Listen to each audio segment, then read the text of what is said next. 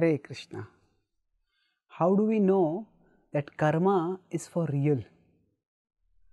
Answer: just by observing the world around us, we can see that there is a system of action-reaction correlation. In fact, the whole of science is able to function primarily because nature works according to laws. When Newton saw the fruit falling, he asked the question, what made the fruit fall?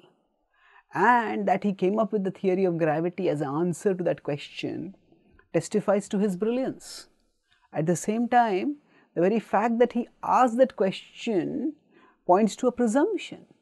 That presumption is that nature doesn't just function arbitrarily. Apples don't just fall for no reason. There is some order in nature which he presumed existed and for which he asked the question, what makes the apples fall? So, science is able to function because it presumes that there are laws by which nature functions, and then it tries to determine what those laws are through observation, through postulation, through experimentation, and through conclusion from all these three.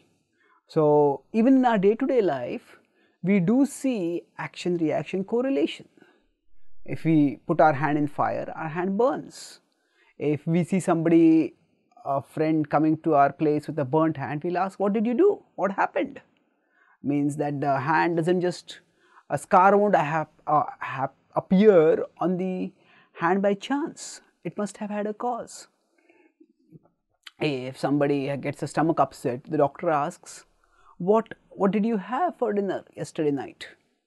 So basically, throughout our life, we function by understanding that results are produced by certain causes. So this same insight, which is the foundational assumption of science, which is the functional assumption of our day-to-day functioning, that same understanding, when it is extended all over the universe as a cosmic governing principle, we understand that to be the principle of karma. So, by seeing the action-reaction correlation in science and in day-to-day life, we can understand that karma is for real. Thank you. Hare Krishna.